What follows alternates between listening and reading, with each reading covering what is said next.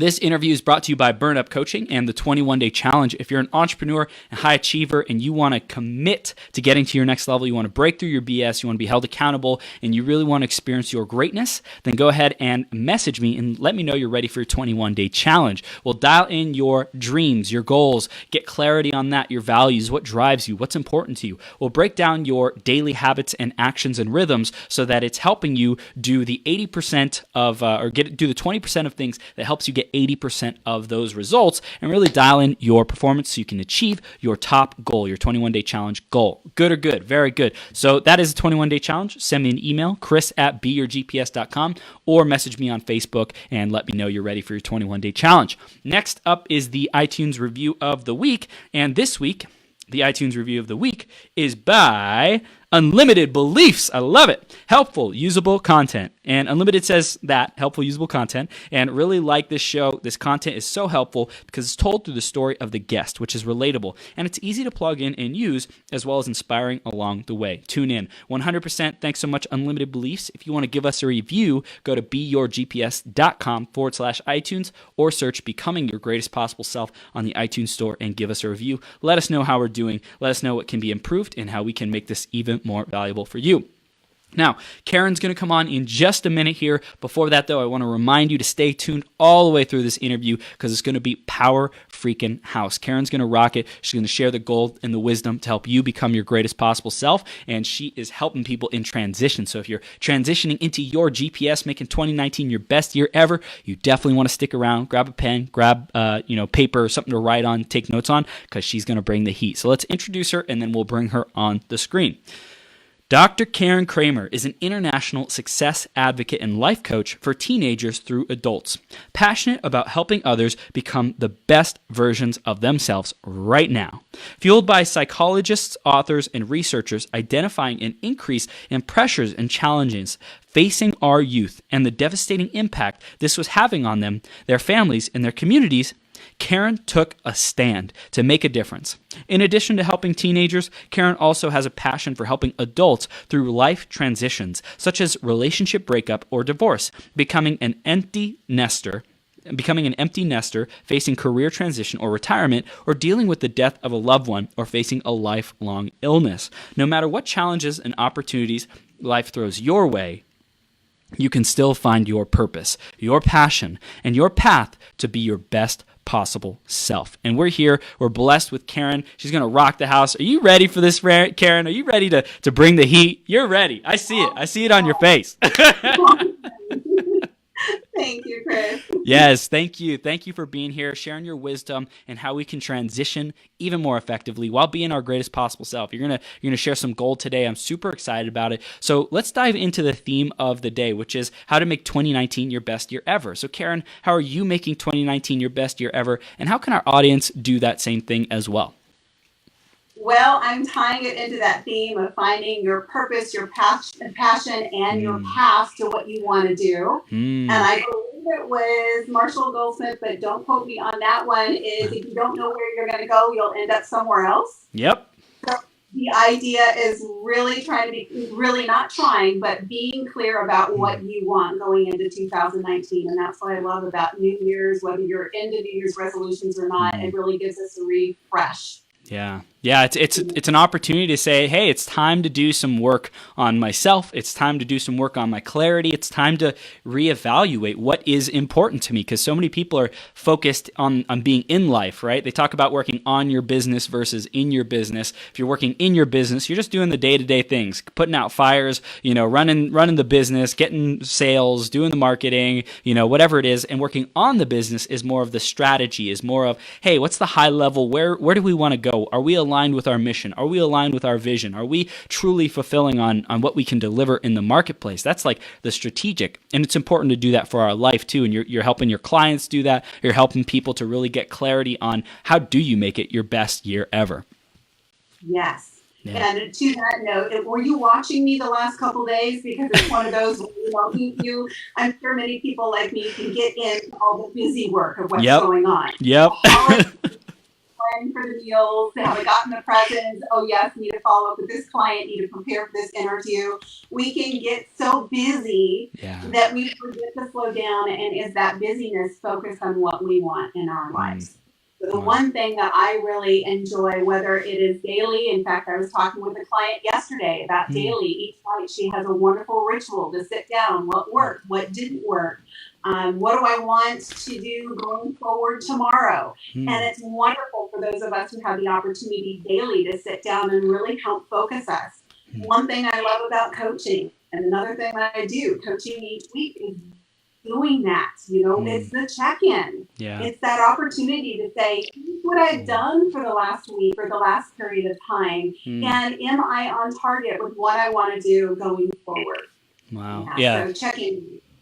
Powerful. I love that. I love that you said that about coaching, because I think a lot of people take that aspect for granted, is like having someone to check in with, having someone to reorient yourself with, to say, hey, here's what I produced last week. Did it measure up to what I said I was going to do? Am I accountable to my promises, to my goals? And what can I do differently? What are strategies to shift and change and pivot that? So I'm sure we'll dive into that even more, Karen. And before we get there, I want to hear a little bit more about your stand for these young teenagers. I mentioned it in the bio, but just to refresh our audience about who you are, what you stand for, what your clients come to you for, why don't you share that with them?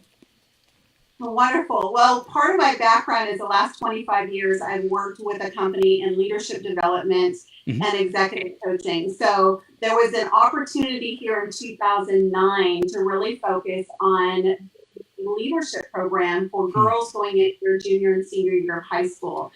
So I took an opportunity to do that. And at the end of the 5-day experience, I was in visceral tears saying, this is really what I want to do. And at that same time, or should I say 2 years earlier, married my high school sweetheart. We connected after 20 years. And at that point in time, I had 5 children ranging from 4 to 21. So I started to see a lot of parallels between what was going on in their lives, from preschool to college, and also what was going on with the managers through executives. That they're dealing with different life situations, but underneath there were still some commonalities. How do I communicate better? How do I how do I work within teams? Meaning, how do I work within friends? How do I deal with my boss? How do I deal with my parents, my teachers? So there was a lot of parallels I would see there. How do I overcome the struggles that I'm dealing with? So when I had that experience in 2009, I said, this is what I want to do. So within a 5-month period of time, I left my full-time job to really start my private practice, certifications, getting up and running to really help. At that point in time, it was teen girls. Within here, I found myself getting more calls for teen boys and 20-something males. That's what I was working with, that demographic.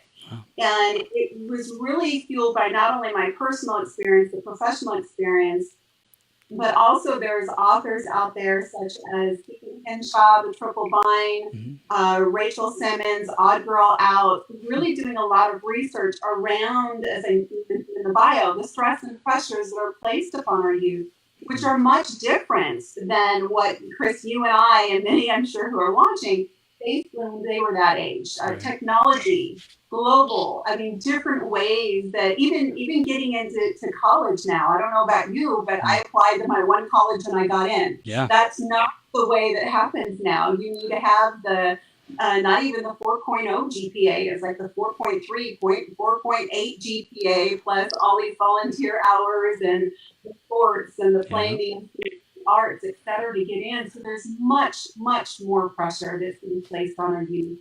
And that's why we're finding things like the suicides to cluster suicides, hearing about the shootings, substance abuse, eating disorders, just ways in which they're not fully developed. Teen youth are not fully developed to be able to handle the pressures, and so they're acting out, harming themselves or harming others in the process. And that was so a lot of things were combined, and why I really wanted to focus on our youth and how to help them work through those challenges, whether it is a breakup of a relationship, dealing with a health issue, to something relatively major or minor, and keep teaching them the life skills that they need now at a younger age so they can work through some similar issues more effectively as they get older.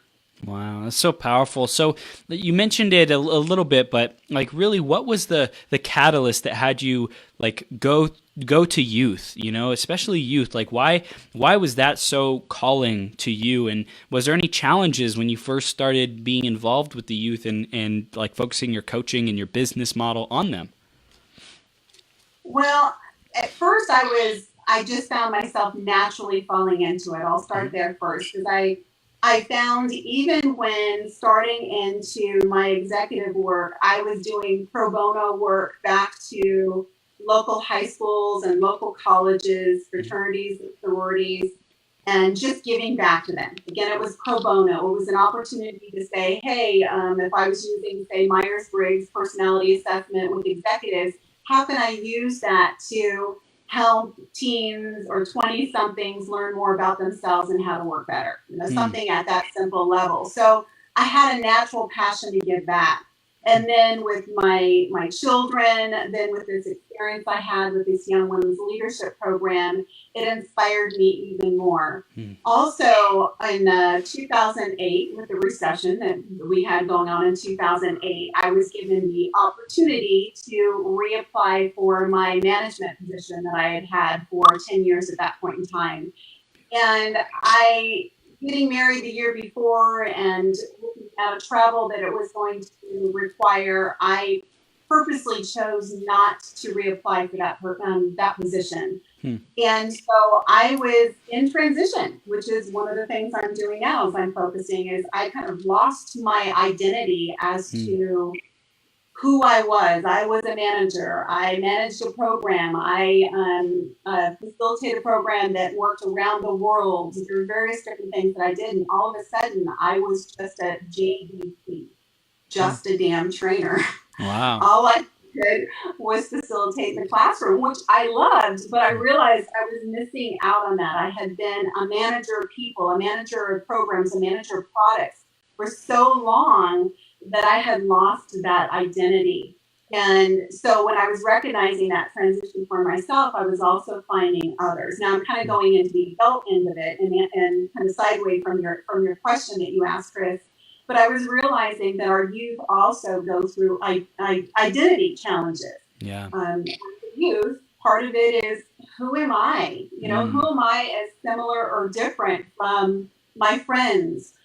From the way in which my parents raised me, whether it is accepting or challenging religion, if it's accepting or challenging the way my parents vote or think about political issues. I mean, even those type of things start to rear their heads as were calls from parents going, I don't know what's going on with my teen and what alien has abducted them, but they're different. Well, part of this is they're still trying to figure out who they are. So I want to get into like what is the foundation of identity, what really constructs it in just a second. And we've reached our first GPS game of the hour. So for everyone who's tuned in, go ahead and tag 3 people and share this to your profile, and you'll get entered into a chance to win a self-help book that you'll love. So go ahead and tag 3 people and share this to your profile, and you'll get entered into the contest. So Karen, talking about the foundation of an identity, how is that really constructed? Let's start at the most foundational level, how we construct our identities. Okay, well, I'm gonna throw this question back to you, Chris. If I was to say, how do you describe yourself? How would you describe yourself? I would say I am I am loving, I am charismatic, I am enthusiastic, I am empowered, I am alive, I am a contribution to people around me, I'm a leader. So I would say it's these characteristics that I focus on developing now. Who do I want to be? Yeah, so there's that personality characteristics that you described. Yes. And there's also different levels of it. So you can also, when we talk about identity, there's also a level of, when we talk about, I am a daughter or son. I am a mother or father. I am educated in any education. I like these hobbies. I like this music. I am good at this sport. So identity has various different aspects to it, some of which we're born with. whether we are of a certain ethnic background, born into a certain religion, born into a certain type of household, a social economic background. So some of those things we're born into. So some of those things we have choice or don't have a choice about. And many of those things that you, Chris, described around the personality are things that teens are still trying to figure out what they are. Right. It's one thing to say, hey, I'm the popular person. I'm the not so popular person. I am the nerdy person. I am the sporty person. I am the cheerleader type of person. They're still trying to explore that. And also as teens, what's right and what's wrong. If I'm the cheerleader, there may be people who gravitate towards me and like me because I am the cheerleader. But if I am the cheerleader, there may be others who don't like me. Why? Maybe because they see me as stuck up. Maybe because they compare themselves to me.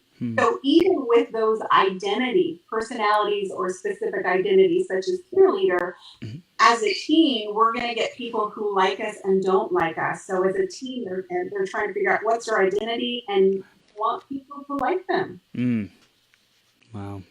So it's like a way of explaining that. Yeah. So really, it's they're trying to figure out how they relate to their environment around them, how they match up or don't match up with certain characteristics and qualities, and they learn about these different attributes like honesty or leadership or happiness, and they're like, how am I aligned or unaligned with that? And they may not have that level of awareness that they're doing that, but at least at some level they are doing that subconsciously. They're in the process of discovery. Is that me? Am I that? Or I am that. I am an athlete. And at what level that happens? It's like, yes, you can be an athlete. And on the other hand, what level are you, in integrity with giving your best, right? Like, are you truly giving your best, or do you know that you're giving like 90%? And so like, there's another layer that comes onto being an athlete of, well, how good of an athlete are you, right? And so there's all these different kind of reference points to draw from and to coordinate, so to speak, to triangulate who we are based on how we relate to qualities, characteristics in our environment around us. Is that overview of it? Yes.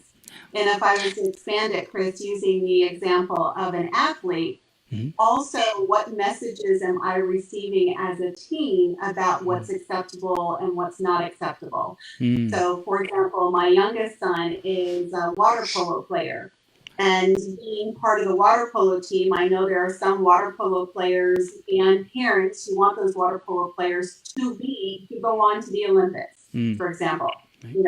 You, my son or daughter, are very good. Let's focus you. Let's get you into all these various different workshops. Let's get you in front of the experts who used to be in the Olympics. Let's get you exposed to people because I want you to be, get scholarships in college. I want you to be a future Olympian, right? So there's pressure placed on this. Then there are some who are, hey, this is just a great opportunity for you to get into a sport, for you to get active, to learn how to be a good team player, to learn some discipline, to learn how to respond to a coach who's trying to correct you on a certain play, to learn how to deal with an opponent player who may be more aggressive, and how do you deal with that? There's different messages that are being sent to, if we use that example of athletics, and we can go into other different aspects of it too. So as a teen, if I am the teen who is the message is that I am going to be a future Olympian, then how much do I step up to that? Is that too much pressure on me, or do I embrace that, right? A good friend of mine, when I was in elementary school, her mother was training for her to be a gymnast. And I think we were 12 at that time. So I don't remember, I wouldn't count back. I know that it was a good 2 to 4 years out at that point in time where she could be a gymnast. And every hour on the hour, she said to her daughter, go over to the side of whatever room she was in, and she had to do the splits up against the wall. Yeah, it was the strangest thing, but her mom said, that's what you have to do. Every hour you have to go and do that. And she was disciplined to do that. She never made it to the Olympics. I didn't follow up with her on that. But I guess I'm sidetracking enough to say that as part of this, if you are a teen who is getting certain kinds of messages around being an Olympian or just a team player, and let's just value what you're learning about being in the sport, there's different kinds of pressures and messages. Obviously, those who are in the Olympics love to talk to Phillips to see what led him to the Olympics. And obviously there needed to be some pressure, some discipline that was focused on him. And also he himself needed to step up to the plate and say, this is what I wanted for myself. Wow. That's powerful. So it's like the parents are the ones who could be imposing their identity on the kid, right? Like who they think the kid is supposed to be. How can we, let's first focus on the parents. How can we as parents empower our kids to be their own person? And then as kids, young adults, creating our own reality, how can we develop our own identity? What would you recommend for both of those parties? It's a very good question, Chris, and one that I have even struggled with myself with my own children. And I say it that way because I believe it's natural in us as parents to want the best for our kids. And wanting the best for our kids, we want to help mold them into what we believe is the best for our kids. Yeah. So let's take a simple example. I was raised that to be successful in life, you needed to go on to get a college education. Okay, so that was a clear message that my parents taught me. And I clearly remember the day when I called up my dad and said, Dad, I'm so excited. This is my last semester of my undergrad. I'm so excited. And he said to me, Karen, let's talk about your master's program because you are going to be better off as a woman in business. And again, this is my dad telling me this message, as a woman in business, having a master's degree than any male counterpart who has a bachelor's degree. So again, those messages were in my mind. Now, I've gone on for 2 masters and a PhD, so that tells you where I've gone. So that kind of gives You're a powerhouse. You're a powerhouse, Karen. Yes. So, but that's me. Now, I have 5 kids. So as part of it, I could look at them and say, pass on the same idea. To be successful in life, you have to get a college education. Now, much of that for the 5 kids, I could even tell you all the various different stories. The first one started for 2 years and dropped out, really because he wasn't quite sure why he was in college. I also have another one who's in junior college right now and wouldn't have been a best fit for going on to a university because he's still finding himself, still trying to figure out what he wants to do. Now, as a 20-year-old, he has a clearer idea about what he wants to do and is now at a better point at 20 than he would have been at 18 to go into a university or trade center to become what he wants to be right now. I have a 15-year-old who pretty much figured out at the age of 8 what he wanted to be, right? And then I have a middle daughter who clearly did the traditional go into a university, graduate in 4 years, get the credential, and now is a middle school teacher and doing a wonderful job at that. But they're all over the board. So to say you have to go to fit for question, what does it mean for us as parents to be able to help our children find what's best for them, especially when they're still trying to figure out their identity and may not necessarily know. And that's where a value of finding out some of their passions, their interests, their aptitudes. And I think that's an opportunity for us as parents to do, not to wait until they're in their junior or senior year of high school and go, okay, what do you want to do? And let's go get it to, look at colleges. But, do they have a passion in arts? There's a lot of wonderful summer programs that are out there, local YMCAs, local community centers, even colleges now are offering middle school to high school start type programs that you can test it out. So my youngest, for example, who's 15, well, just turned 16 as of 2 days ago, has been for probably the last 8 years, has been taking advantage of local community colleges, YMCA programs that are relating to robotics and computers, and has an interest in not only gaming, which many teens, males do, but working on computers and building programs and things like that. So it's taking a passion and interest and idea they have and saying, well, let's test it out. Yeah. Let's try it out in an area. Let's expand that idea into kind of playing in that skill. Yeah. So by the time they get into high school, they kind of have an idea about what they really like and don't like. Like my youngest loved Rick Riordan books. So if you're familiar with the Peter Jackson series, my son said at one point in time when he was 8, he wanted to be a mythologist. Wow. And great, okay. And it was all inspired by reading these books. Wow. And so I exposed him to more books relating to mythology. Explore that, the Greek mythology, the Roman mythology, etc. So now he has an understanding of mythology that then led into Latin and understanding word roots. Now, does he still at 16 want to be a mythologist? No, but he has developed a skill and an interest and now knows, is that something I want to do or not, just because he was exposed to various different things. Yeah, I love it. I love it because, it's like sometimes parents will, for me, I got forced into playing baseball, right? They're like, you got to play this sport, like you don't have a choice. And I hated it at the time. I'm super grateful for it now.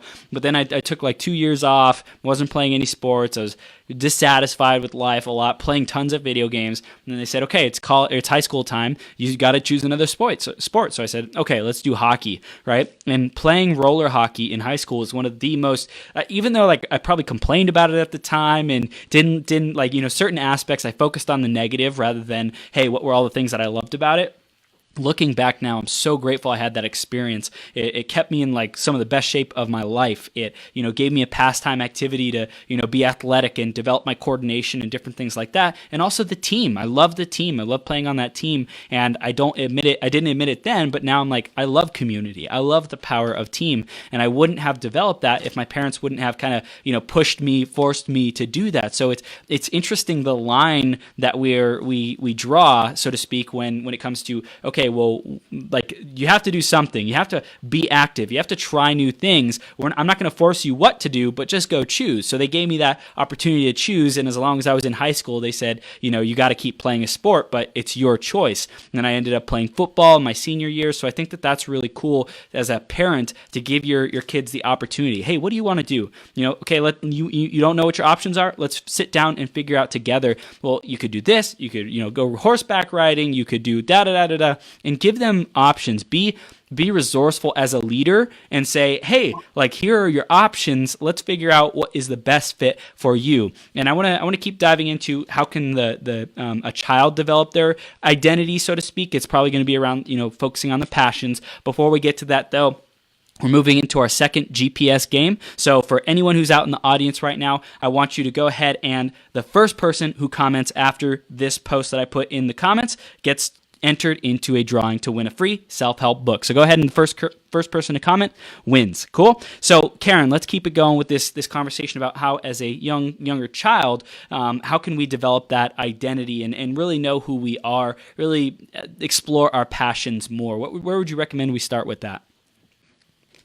Well, there's a couple things that I do as a coach. So I'm going to come back to what can we do as a general person and then talk. For me, I'll start as a coach. So as a coach, what I typically do is there's a couple of, I'm going to call it tools for lack of a better word. Mm-hmm. Sometimes I do open questions, but there are things that I have of my list, like writing down, and it's a challenge, write down 100 things that you like to do. What are your passions? What are your interests? Beautiful. What do you want to do in the future? And what I use that as a launching point to have conversations about. So if they say something like, a recent client said, hey, I want to travel. Okay, what is it about travel that they have a passion about? Well, when I asked more questions, it really got down into they love culture and they love languages. So I dove down even deeper in that. And they love learning about various different languages. So it led her to believe or to explore, I should say, the idea of looking into, it's been a while, so looking into the certain language that she wanted to, and then looking into how can she understand that culture, and then even looking into, well, I like journalism, maybe I can tie into how I can write about that culture. And in other words, it was something you couldn't just say to her, hey, have you thought about journalism? It started a conversation just by her writing something about travel. There were other things that she'd written down that kind of led in that. So just getting them to explore with a challenge, write down 100 things that you like to do and kind of your bucket list of things that you want to do in the future, and have a conversation around those points as to why. Wow. So that's one. It sounds like, really having a conversation with an expert like you really makes the difference of someone who can, help flesh out those opportunities and options. And, it's as simple as a conversation, scheduling a conversation with you. So anyone who's listening and you want to develop your passions and your self-direction and who you are, your identity even more, definitely schedule a call with Karen. We're going to be talking about how you can do that at the end of this. But, if you're watching this or listening to this, check out the show notes and different stuff like that. All the links are going to be there. So that's really awesome, Karen. So that's one way, is to have a conversation with an expert like you. Yeah? Yes, and then there's another way, Tool. Thank you, Chris. Yeah. Is I also have assessments too, which are part of it. So beautiful. I was talking about questions because that's another thing, as whether a trusted adult or a parent, that also sitting down and having those conversations, really listening to them about what they're saying. And also I recognize, even with my own kids, there's a difference between me as a parent sitting down and having a conversation with my kids. They may clam up, right? Because they know that I'm a parent, I'm asking questions, or somebody who is a trusted adult sitting down as a coach, or a trusted adult sitting down and asking the same questions. So acknowledging that. Another thing that I do are assessment tools. So something as simple as Myers-Briggs, or another one called FIRO-B. So looking at personality assessment is another way. So for example, I had years ago, I had a woman who came to me and said, I'm concerned about my son who's a freshman in high school, and his interest is in becoming, he wants to go into the military because he loves playing shoot 'em up games. That was the framework and that she gave. And I said, okay. So what I did with him is I gave him an assessment. The Myers-Briggs is a personality assessment. The FIRO-B is fundamental interpersonal relation orientation behavior instruments, looking at interpersonal wants and needs. And it became a basis for conversation to find that he did like being in a leadership role. And he thought going into the military meant that he was going to be in a leadership role. So then we had a conversation about his wants. He did not want other people leading or taking control over him. So then we had a conversation around stepping into the military. You're not going to be at the higher rank. You need to be in a position where you can be the one who has to take the direction from others. You have to work your way up. So it just having that kind of conversation and awareness, we also put it in context for what was going on within school, with his friends, even one specific conversation around doing a group project with others, how he basically took over and others kind of fell to the wayside and he ended up doing everything all himself. And a conversation around what could he have done differently to really work with his team rather than using the finger, directing them and telling them what to do and shutting them down.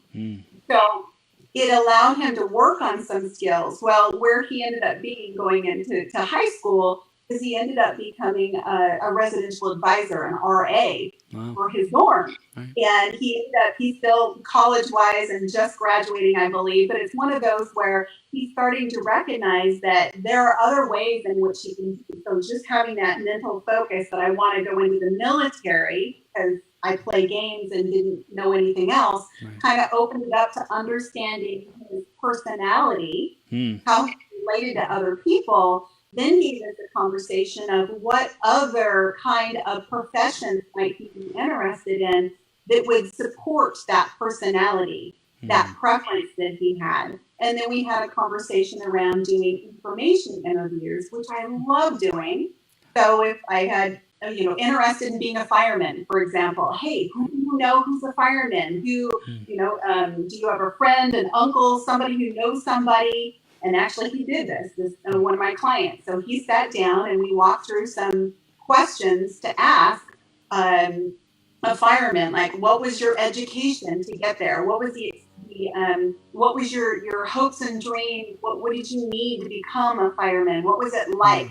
What's the day in the life of a fireman? Is that something that would fit within my lifestyle as you're asking those questions? So even having those information interviews with somebody that's in that profession is also very powerful. So having the assessments, understanding of personality, exploring different options, and having those information interviews are powerful. And there's multiple tools. There's another assessment I use as well to help individuals understand potential careers, and then of those careers, what majors and what colleges are there as well. Yeah, that's so amazing, Karen. I love it because it's like really just aligning people with their purpose, with like what's your life philosophy, what events have shaped you up till now, what are you passionate about, what makes you come alive, and then like really you're just such a great connector. You connect the dots for people. And I think that that's super awesome. You can get, benchmarks, so to speak, of where they're at, personality tests, different things like that to help people know, okay, I have an inclination to want to lead people. So I have an inclination to not want to be led, or take directions as much. So it's important to know that and say, okay, what kind of positions and job opportunities, businesses, whatever it might be, would facilitate those specific strengths and not so strengths and weaknesses, right? And I think that's incredible. And plus, we have Katie Lasky, who's out in the audience. She said, hi, two of my favorites. What's up, Katie? Thanks so much for tuning in. You rock. So, Karen, this is amazing. And I want to know, like, in your journey, what was like one of the most difficult cases for you to help someone really tap into their identity and manage one of those transitions? Tell us about one of those times. One of the most challenging ones is actually one of the first clients that I had in my private practice 9 years ago. Mm-hmm. And this was an individual who came from an affluent family, who many of the things were done for her. And I will say at the time that I worked with her, she was 34 at the time. Okay. So she had dealt with, came from an affluent family, dealt with some abuse issues, substance abuse issues. Mm-hmm. So she was coming out of that and really helping. At the time, she was coming out of a situation, an awful situation. I'm trying to keep confidentiality here, so bear with me. Yeah. Coming out of a home where normally it would be pairing her up with a psychologist. And she said to the psychologist, who's somebody I knew, I have dealt with psychologists all my life. I really want somebody who is going to not only help me sit back and talk about my life, but it's going to help me move forward. So I worked with her and the psychologist. And I will say there is a difference, clear difference, as you know, between life coaching and therapy. Totally. What I love about life coaching is taking them where they are right now, assuming they're whole and moving them forward, and recognizing if there's anything that is holding them back, that really falls into the therapy side of it. So with this client, this therapist and I really worked very closely with her for a full year, to the point where I met with her on a Tuesday and Thursday. I normally meet with clients once a week to start with, but with her it was Tuesday and Thursday, and she met with her therapist on that Wednesday. Wow. And so the Tuesday was talking about things she wanted to do moving forward. And as we were identifying anything that was holding her back, that was an action step for her to meet with her therapist on that Wednesday. Right. And when we came to Thursday, it was, okay, what came out of that therapy? What action steps are you going to take based on your therapy? And what's going to move you towards your goal before we meet the following Tuesday? Right. So we ended up working through things such as finishing her last 9 units to finish her bachelor's degree. Which was, she was just really held up, just stuck. And that was a key word, just stuck, just frozen in life. To not being able to manage her finances, where her mom was just like, she needs to manage her finances. Well, up to that point, she never had, because mom had always just given her money and here's your debit card, whatever you want. And all of a sudden her parents were like, no, she's 34. She just needs to be on her own. So understanding basic finances. I would go shopping with her to understand this whole buying issue of the impulse buying, and even teaching her, put something in your basket before you walk up to that line. Take another look at how much you want to spend and what's in your basket, and have a mindful decision as to whether you're going to purchase it or not and for what purpose. And even mentioned to her, I said, if you want to buy this certain item and it doesn't fit where you want to fit, save the receipt, you can return it. And she said, you can return items. So it was just, even giving you this example, it was one of those things where she was somebody who was just, again, I use the word stuck. Part of it was because many things were done for her. Part of it was just some of the other things that were holding her back therapy-wise. And she was at that point in time where she was ready. She wanted to learn. She wanted to be independent, but she was struggling with how. And so it was teaching her some basic skills to help her be more successful, from just basic home organization to finishing school to managing her own finances to getting her job and keeping it.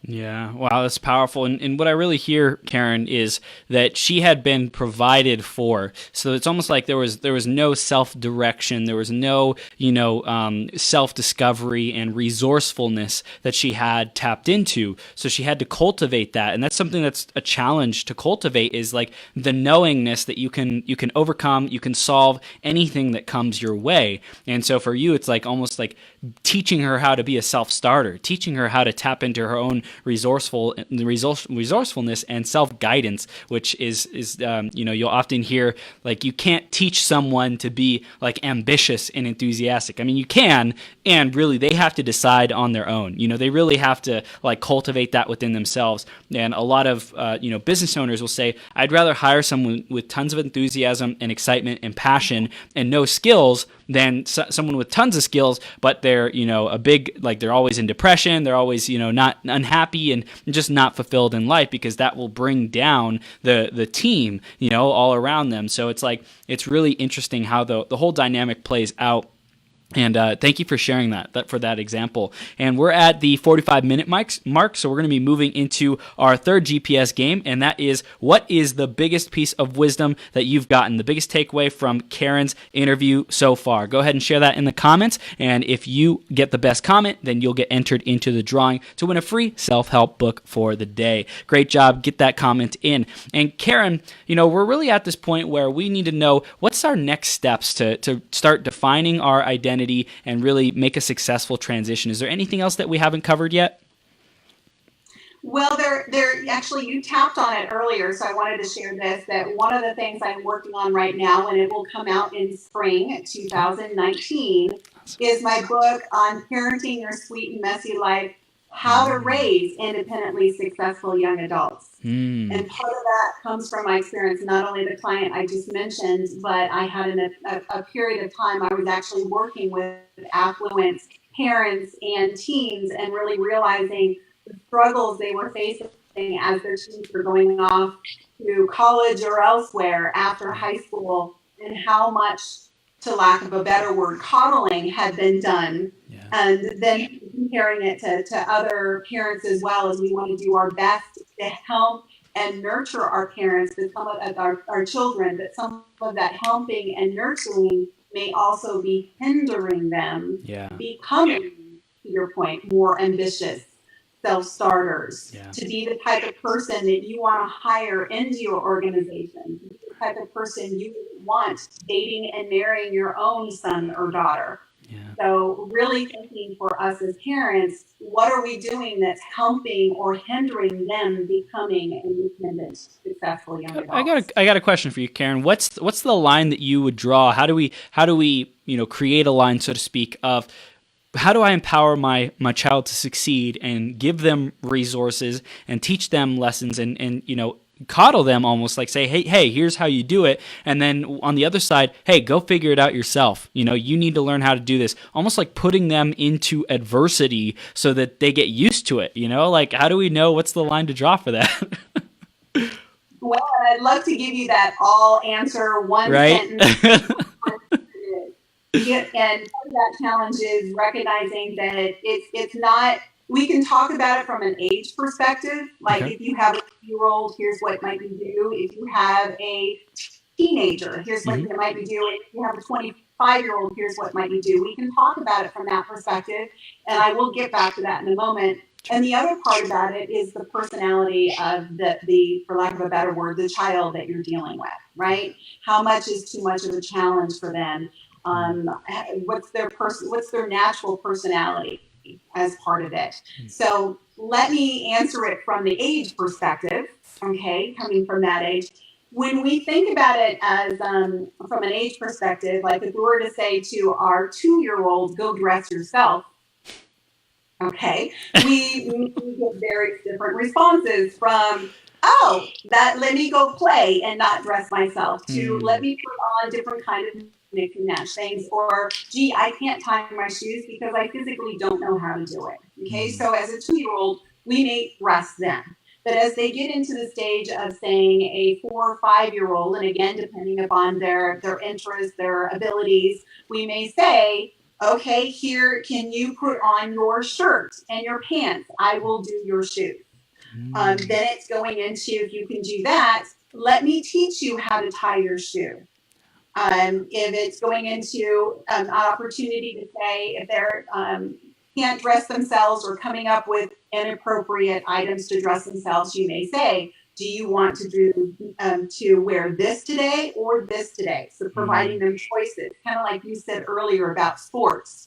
You know, your parents providing you sports. No was not the answer if you want to do that sport. You know, Right. it's providing some opportunities.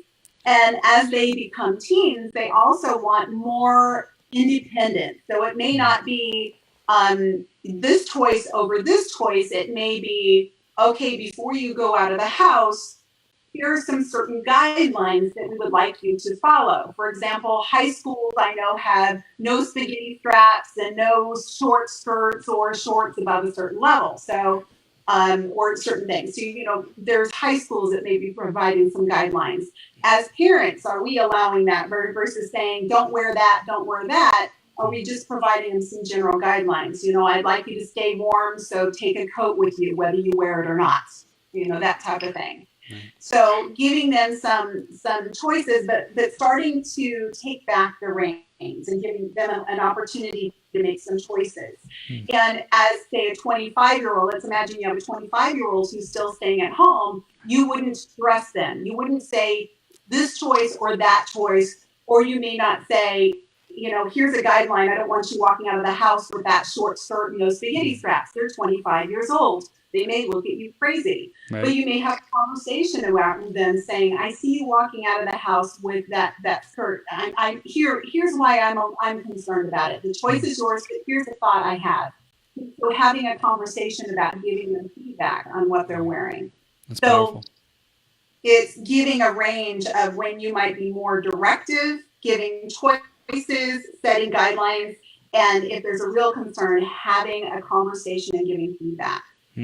Wow, that's powerful, and I love how, you know, at different ages it's going to change. You know, the what you do, how you respond, the strategy is different, and I'm curious. You know, like how do we know what that is? Is there a guidebook? Is there? I mean, there's like common sense, you know, but the thing about common sense is it's not that common, and you know, like how do we make sure we're raising the best kid? What's the guidebook for raising the quote unquote best kid, or most empowered, most enlightened, most you know, best performer, most happiest kid? Like what's the guidelines to make that happen?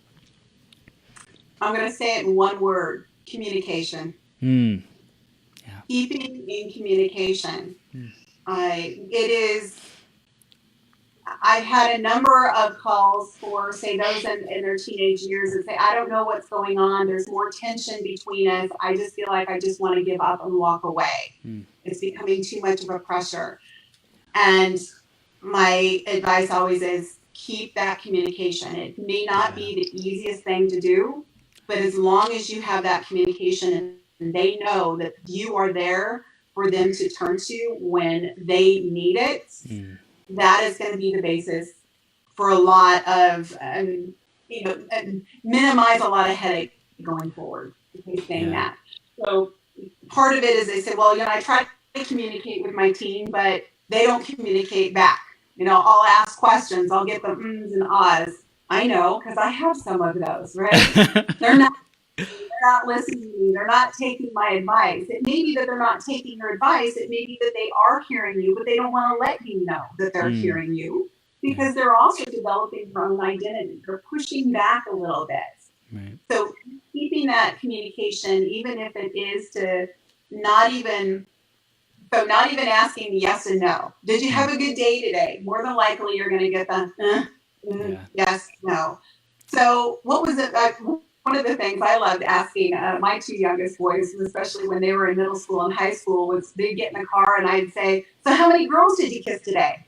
And even if it was, to your point, Chris, it would just like break things up. Sometimes I'd ask friends and I would have to, that was a common one, so they would kind of know that one. But I would just, something that would just break it up for them to kind of let down their defenses rather than the typical, so, how did you do on that test today? Did you do this?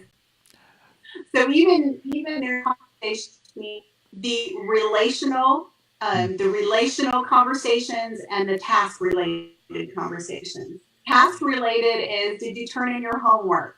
Did you talk to the teacher? Did you get to school on time? I need to pick you up at 2:00 because you have a dentist. Or relational. So, tell me, yesterday you had a struggle and with this friend. Tell me about how it's going today, or just things that relate to them personally that get them to open up and recognize that they're shutting down.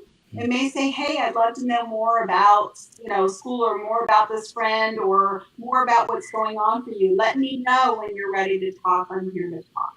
Yeah, I love it. And I think also a big thing is setting like boundaries and kind of like non-negotiables, so to speak. It's like as a parent, you make the rules and you set that standard early on. So for parents who are having, like young kids, 2-year-olds, 3-year-olds, 4-year-olds, 5-year-olds, whatever, it's not tolerating a or no, like from the beginning, right? Like we can say, hey, like I really care about what you think, and like showing them, demonstrating, like really standing for what you are going to create in the relationship. Hey, I'm committed that we have amazing communication from now till forever. So these like that doesn't work. It doesn't work for me. It doesn't work for you. I want you to be empowered. I want you to find it easy to talk to me. What do you need so that we can have ease in our communication?